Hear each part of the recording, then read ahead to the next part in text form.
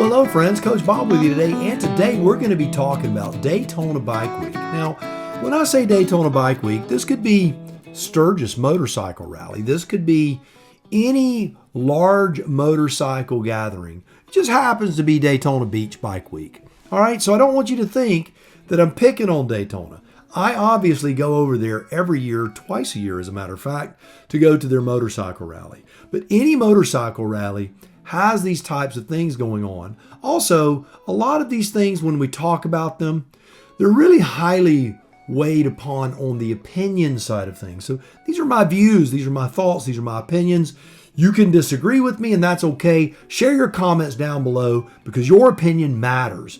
Everyone's opinion matters. If you know anything about the incidents that I'm going to discuss, please feel free to share it because, hey, knowledge is power, and we're here for a purpose. All right, well, just before we get going, give the video a thumbs up, subscribe to the channel. We are trying to grow. All right, without further ado, let's talk about Daytona Beach Bike Week 2023, the good, the bad, the deadly. All right, so first let's talk about the good. You know, I don't think that I can overemphasize the amount of good that goes on over there.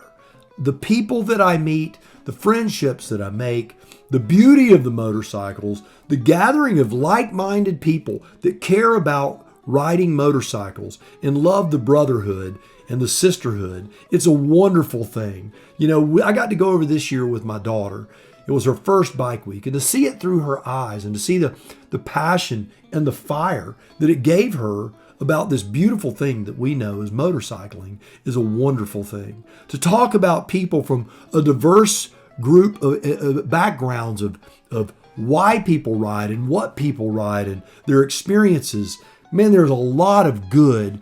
The joy of the ride over, cruising up and down Main Street, looking at motorcycles, checking out all the new gear. It just doesn't get any better than that. It's awesome. So there's a lot of good that goes on at Bike Week. So if you've never been, I suggest you go. Now, before you go though, I want you to make sure you know how to ride well, you wear your gear, all that stuff. Am I telling you what to do? No, I am not. And if you choose to go over there in a wife beater and a ball cap and a pair of flip-flops, well, that's your call. I'm not going to get all over you about it. But if you're all over the pavement, well, you know, sorry. So let's talk about the bad. Now, the bad is not necessarily something that is just awful all the time. There is bad, right? There's the bad attitudes. There's the people that want to stir up trouble. That's not deadly. It's just bad. Now here's a video I'm going to share with you. It's a police video. So check this out. This is of a guy who is on a smaller CC motorcycle of some kind. Don't know if he was inebriated or just not real bright. But check the video out, and I think you might see how wild things can be.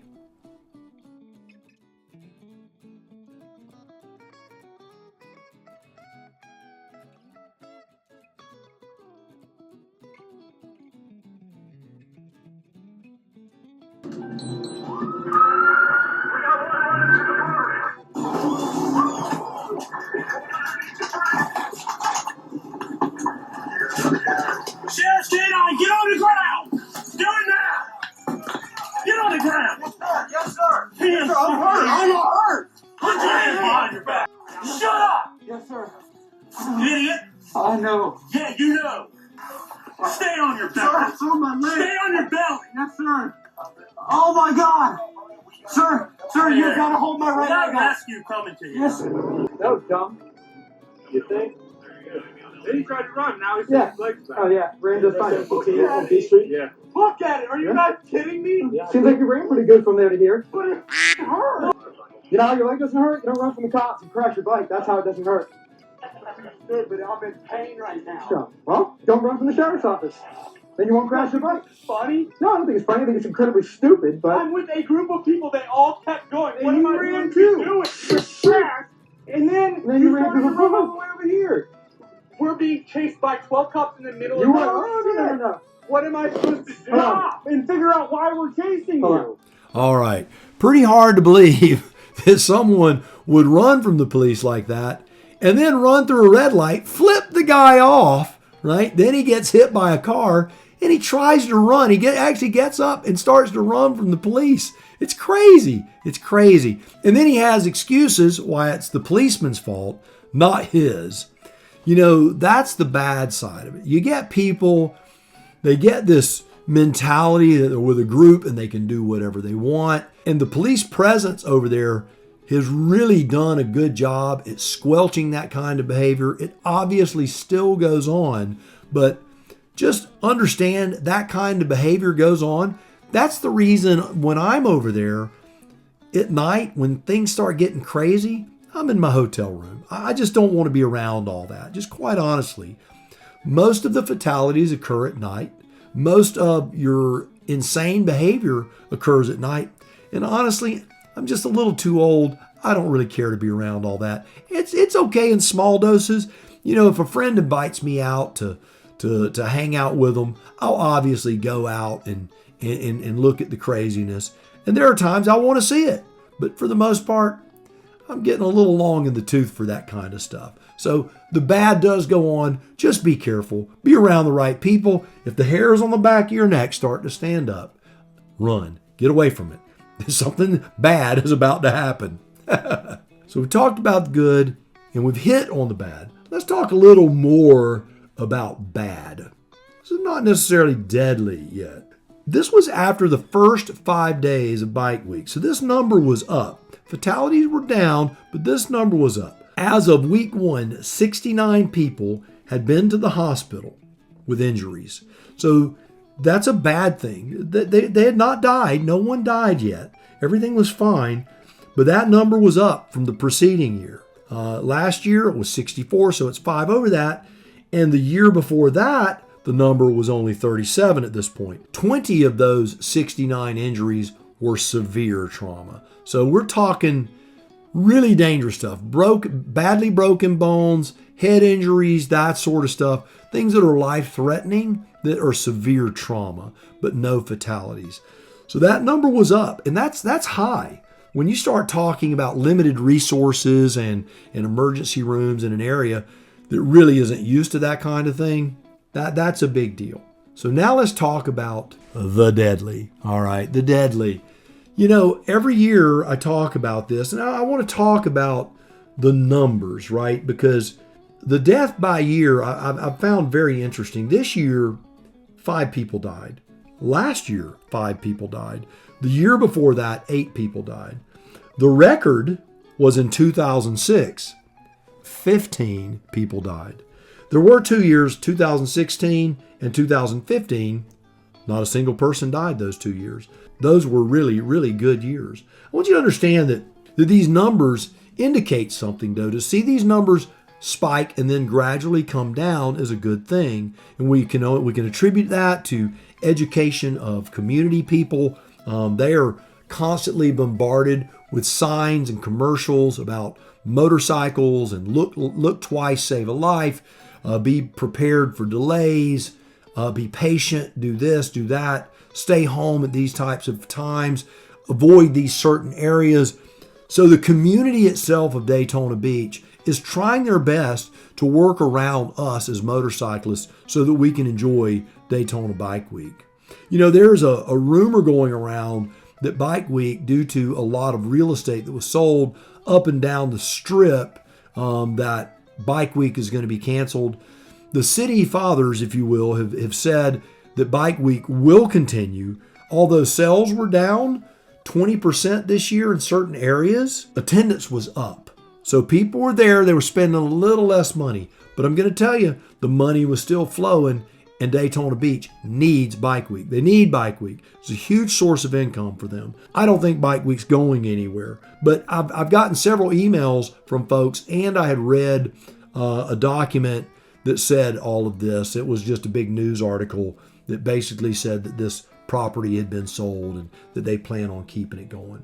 All right, so let's talk about the 5 deaths. You know, it is very convoluted in the way that these things are written in the newspaper, it seems, and that it's very difficult to piece it all together at times. So there are two things that they talk about here. The first one says this: Port Orange police said a single motorcycle crash occurred at 9:52 p.m. at US 1 and Catherine Street.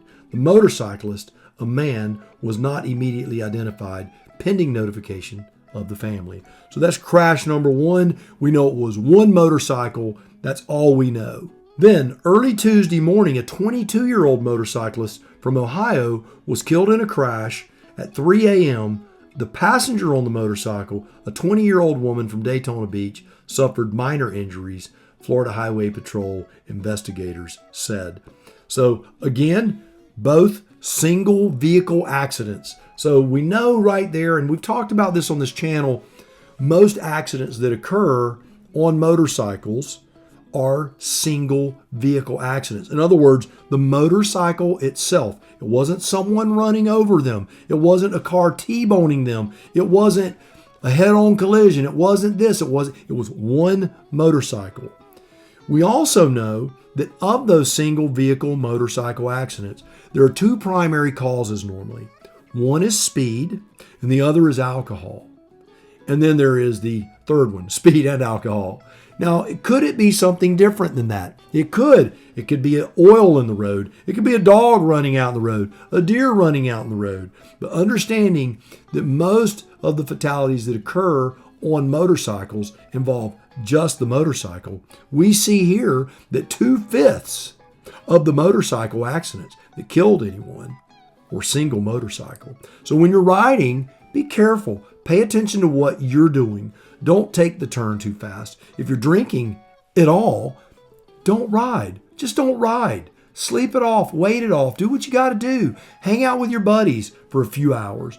But don't get out on the road and drink and drive and kill yourself. Or even worse, kill someone else. As horrible as it is that this young man died, at least the person that was riding on the back didn't die. Anytime anyone loses their life, it is a tragedy.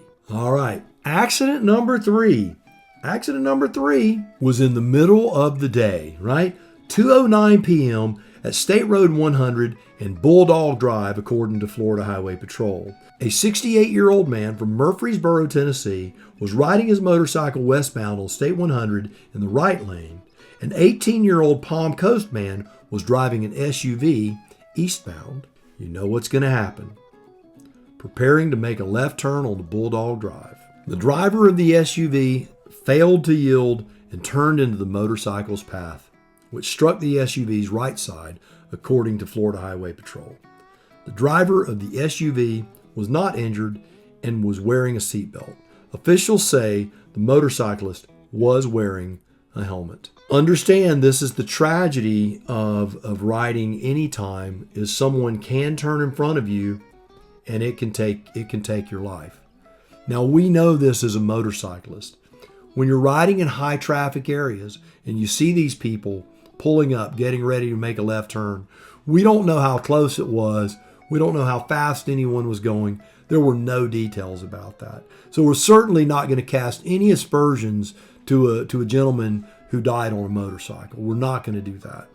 But understand, if there's a lesson to be learned, it is one of raising our awareness as much as we can in order to avoid these scenarios. So when you see a vehicle preparing or pulling up there to make that turn, be very, very cautious. It could save your life.